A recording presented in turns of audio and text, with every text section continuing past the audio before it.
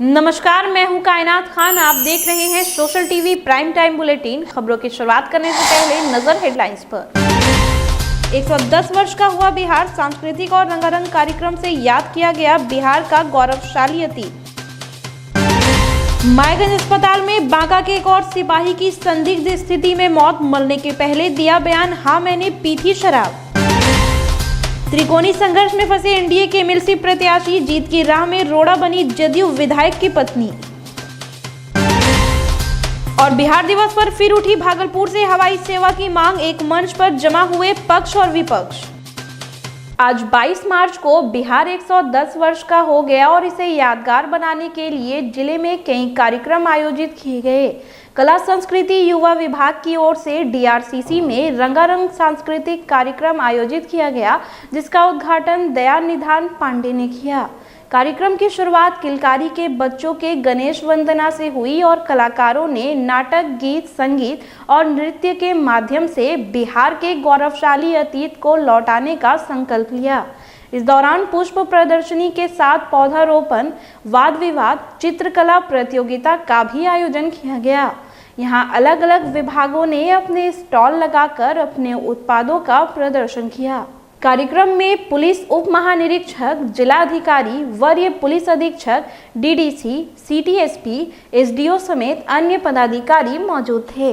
कार्यक्रम का संचालन आकाशवाणी भागलपुर के विजय कुमार मिश्रा कर रहे थे। वहीं सीटीएसपी स्वर्ण प्रभात ने पुलिस लाइन से रन फॉर यूनिटी को हरी झंडी दिखाकर रवाना किया।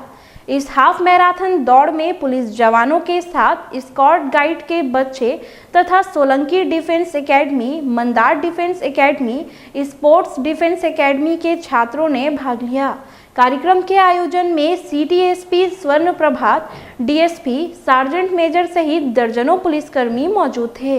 आज बिहार दिवस है और बिहार दिवस के उपलक्ष्य में रन फॉर यूनिटी का आयोजन किया था और इसका थीम था नशा मुक्ति।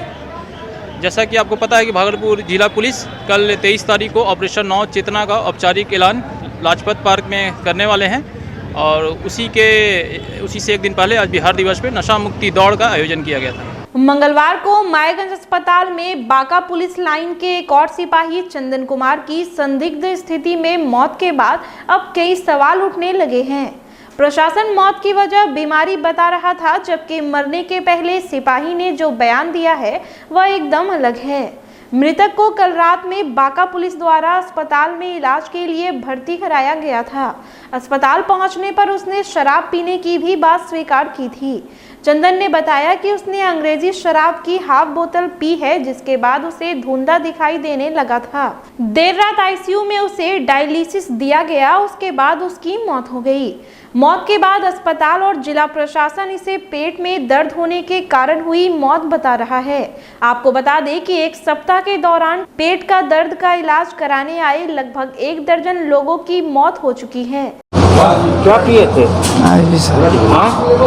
Ivy sir. शराब कितना पिए थे?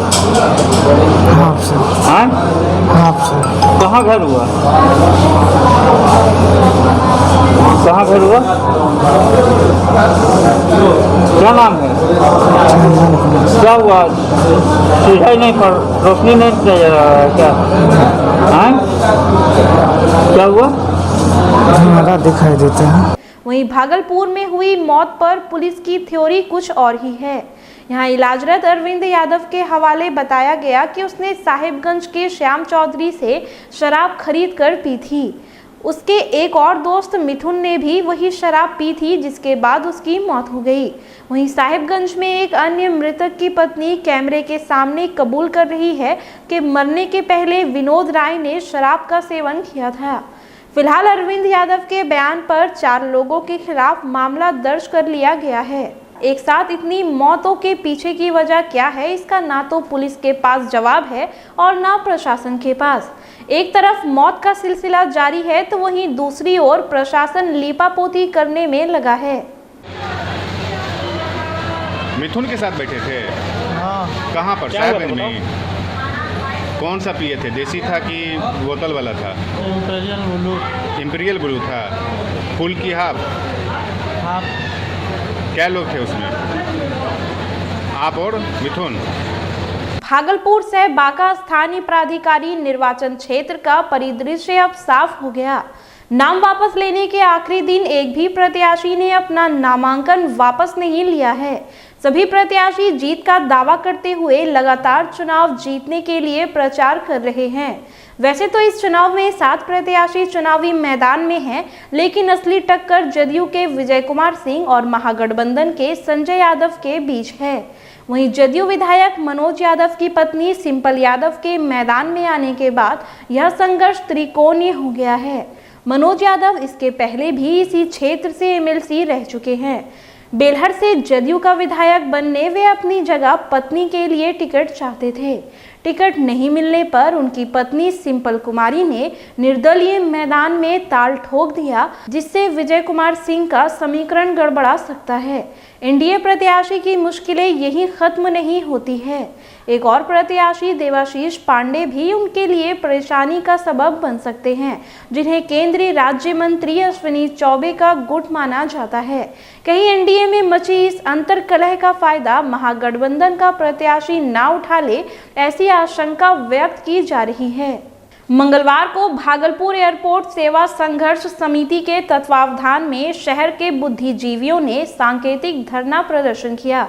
घंटाघर स्थित दीप नारायण सिंह परिसर में आयोजित धरना प्रदर्शन में इस मुद्दे पर सभी के एक सुर थे। प्रदर्शन के दौरान लोगों ने भागलपुर मांगे एयरपोर्ट के नारे लगाए और स्मार्ट सिटी की अन्य समस्याओं को लेकर प्रदर्शन किया। प्रदर्शन कर रहे कमल जायसवाल ने कहा कि भागलपुर का चहुमुखी विकास तभी हो पाएगा जब यहां से हवाई सेवा प्रारंभ होगी। वहीं समाज सेवी सुमन कुमार सिंह ने कहा कि भागलपुर के औद्योगिक विकास, चिकित्सीय सुविधा में विस्तार, शैक्षणिक, कृषि के क्षेत्र में विकास के लिए हवाई सेवा अनिवार्य है। प्रदर्शन के दौरान शहर के कई बुद्धिजीवी, शिक्षाविद, चिकित्सक, व्यवसायी व समाजसेवी के अलावे राजनीतिक दल के नेता भी शामिल थे। अजीत शर्मा जी जो हमारे स्थानीय विधायक हैं, उन्होंने कहा, मैंने विधानसभा में यह सवाल खड़ा किया है, तो हम लोग अपने जनप्रतिनिधियों को ताकत देने के लिए भागलपुर का आवाम एक मंच पर आए हैं और एक प्लेटफॉर्म पर आए हैं और ये स्वतः आंदोलन है।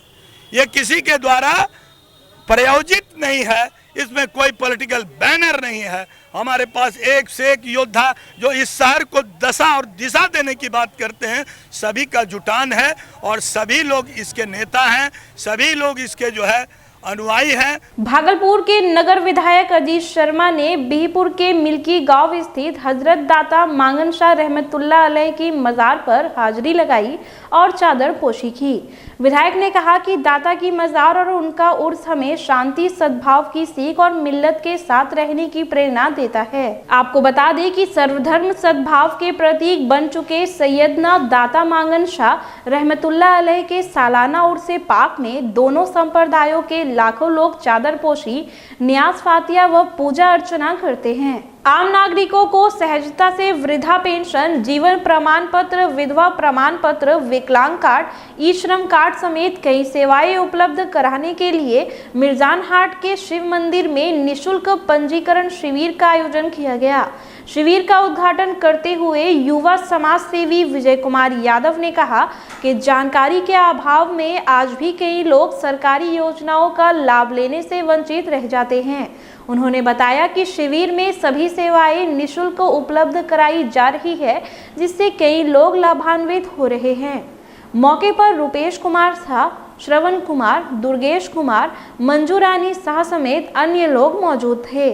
सबसे पहले मैं बताना चाहूँगा कि मैं करीब 2010 से इस सामाजिक कार्य में लगा हुआ हूँ और लगातार ये 4 सालों से मैं सोशल मीडिया पे ज़्यादा एक्टिव हुआ हूँ, तब लोगों को ज़्यादा पता चला है।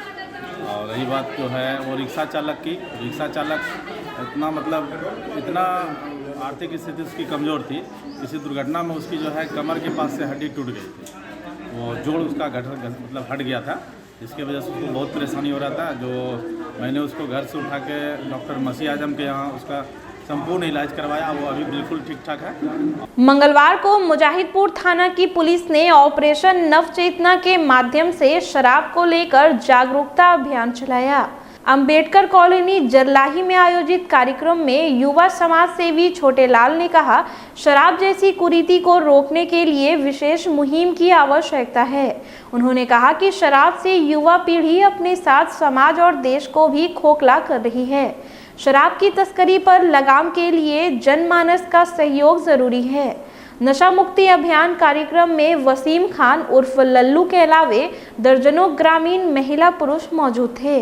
बिहार दिवस भी है और नशा मुक्ति अभियान भी हमारे अंबेडकर कॉलोनी जरलाही में चलाया जा रहा है, इसलिए कि अभी हमने देखा होली में बहुत सा आदमी मर गया शराब पी के। इसलिए हम लोग अपने स्वजाति को जागृत कर रहे हैं कि शराब नहीं पीना है, न पीने देंगे न पिएंगे। इसलिए क्योंकि सबको बोलता है कि छोटे जात शराब पीते हैं, लेकिन आज हमारा जरलाही धन्य है जो कि हम लोग होली जैसा पर्व में कोई नशा नहीं किए। बिहार दिवस के अवसर पर जगदीशपुर प्रखंड के विभिन्न विद्यालयों में कई कार्यक्रम आयोजित किए गए। मध्य विद्यालय जगदीशपुर में विशेष चेतना सत्र आयोजित कर बिहार की शब्द आकृति बनाते हुए बिहार के गौरव गीत गाए गए। वहीं सांस्कृतिक कार्यक्रम में बच्चों ने छठ देशभक्ति के गीत गाकर लोगों का खूब मनोरंजन किया। बच्चों ने बेटी बचाओ बेटी पढ़ाओ, नशा मुक्ति तथा जल जीवन हरियाली पर लघु नाटिका प्रस्तुत कर अभिभावकों को जागरूक किया। प्रधानाध्यापक आशुतोष चंद्र मिश्र ने बच्चों को बिहार के गौरवशाली अतीत की जानकारी दी। मौके पर राजकिशोर ठाकुर, अमित रंजन, राजन, प्रणव समेत अन्य लोग मौजूद थे। सुल्तानगंज प्रखंड के पैन गांव में पूरे एक सप्ताह तक राम कथा और प्रवचन का दौर चलेगा, जिसमें भक्ति रस की धारा बहेगी। 22 मार्च से 28 मार्च तक यहां होने वाले राम कथा ज्ञान महायज्ञ के पहले मंगलवार को भव्य कलश यात्रा निकाली गई, जिसमें 5551 कुंवारी कन्या व महिलाएं शामिल हुई। यज्ञ समिति पैन द्वारा आयोजित कलश शोभा यात्रा में श्रद्धालु पैदल अजगैविनाथ गंगा घाट से जल लेकर यज्ञ स्थल पर पहुंचे। यज्ञ के मुख्य यजमान गोकर्ण प्रसाद केसरी प्रधान कलश लेकर सबसे आगे चल रहे थे और उनके पीछे श्रद्धालुओं का हुजूम था। घुड़सवार और डीजे की धुन पर नाचते गाते श्रद्धालु यज्ञ स्थल पर पहुंचे। यज्ञ में भोपाल के कथावाचक ध्रुव दास जी महाराज, अयोध्या के आचार्य विजय दास और कथावाचिका देवी रत्नामणि शास्त्री भागवत गीता का प्रसार करेंगी। इस अवसर पर मेले का भी आयोजन किया जाएगा, जिसमें मीना बाजार और मौत का कुआं आकर्षण का केंद्र होगा। अगर हम सब राम कथा के विषय में जानना चाहें तो एक शब्दों में यदि मैं कहूँ तो राम कथा मानव जीवन जीने की शैली है। राम कथा केवल भगवत प्राप्ति के लिए नहीं बल्कि मानव जीवन जीने के लिए यह एक कला है।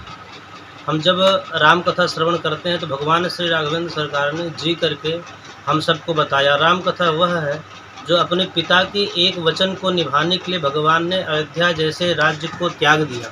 फिलहाल खबरों में इतना ही। अब मुझे दीजिए इजाजत। नमस्कार।